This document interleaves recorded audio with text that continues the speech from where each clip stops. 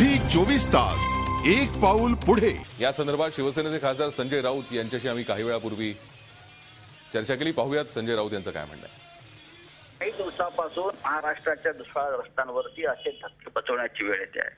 अजित पवारांनी दुष्काळग्रस्तांना पाण्याऐवजी मूत पाजण्याची भाषा केली आणि राहुल बोंद्रे यांच्यावर दारू आणि पैशाचा पाऊस पडतोय। त्यांनी जो तमाशा मांडलेला आहे दुष्काळग्रस्तांचा, काँग्रेस असेल राष्ट्रवादी असेल, दोघे एकाच माळेचे मणी आहेत। मुख्यमंत्री पृथ्वीराज चव्हाण आता यांच्यावर काय कारवाई करतायत आणि खरं म्हणजे हा निर्लज्जपणाचा कळस आहे। इतके निर्लज्ज राज्यकर्ते काँग्रेस राष्ट्रवादीच्या पक्षामध्ये काम करतायत आणि महाराष्ट्राचे राज्यकर्ते, हा कलंक आहे, शरम आहे, बेशरमपणा आहे। पण ह्यांना या शब्दांची आता काहीच तारतम्य उरलेलं नाहीये।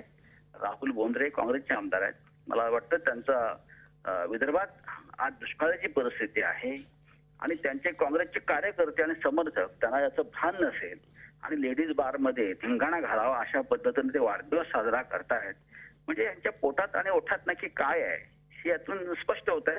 पृथ्वीराज चव्हाण मुख्यमंत्र्यांनी त्यांच्यावर तात्काळ कारवाई केली पाहिजे। तात्काळ पहा की अशा जेव्हा जेवणावळी पंक्ती उठतायत तेव्हा शरद पवार असतील किंवा पृथ्वीराज चव्हाण असतील त्यांना झोप येत नाही म्हणे, आमची झोप उडाली सांगतात आणि महाराष्ट्राच्या परंपरेला शोभणार नाही असं सांगतात। पण या परंपरेला काळीमा फासण्याचं काम त्यांचेच आमदार करतात, त्यांचेच मंत्री करतायत। तुम्ही कारवाई करणार म्हणजे नक्की काय करणार की नुसतं बोलायचाच भात आणि बोलायचाच कडी? राहुल बोंद्रे यांची पक्षातनं हकालपट्टी करा पाहिजे। काय झालंय या राजकीय नेत्यांना हे कळतच नाही आता। हे जरी खरं आहे की त्या आमदारांनी स्वतः नोटा उधळल्या नाही, पण ते ज्या कार्यक्रमाला आहेत त्या ठिकाणी पैशाचा एवढा माज व्यक्त केला जातोय आणि आमदार काही न बोलता जर ते पाहत बसलाय, म्हणजे कुठून पैसा आला? का जनतेचा पैसा याने हा लुटलेला आहे? तर महाराष्ट्रात उद्योग तर काय वाढला नाही, मग ह्या लोकांकडे पैसा येतो कुठून? आणि हा पैसा जर येत असेल की राज्यातल्या जनतेच्या ह्याच्यात जर लुटलेला असेल तर त्याचा माज इतका काय आहे? कुठेतरी ही अवास्तव संपत्तीचं जे दर्शन होत आहे ह्याची चौकशी झाली पाहिजे आणि अशा आमदाराची हकालपट्टी ताबडतोब केली पाहिजे। काल दादा असं बोलले, परवा त्या तिकडे हे झाले, कुठे शाही विवाह झाला।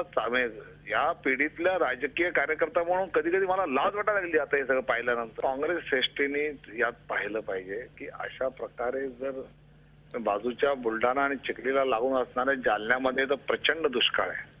चिखली आणि जालन्याचा अंतर तर 35 किलोमीटर पण नाहीये। असं असताना हा जो सगळा पैशाचा माज दाखवला जातोय हा त्या दुष्काळाच्या जनतेसाठी का नाही वापरू शकत हेच मला कळत नाही।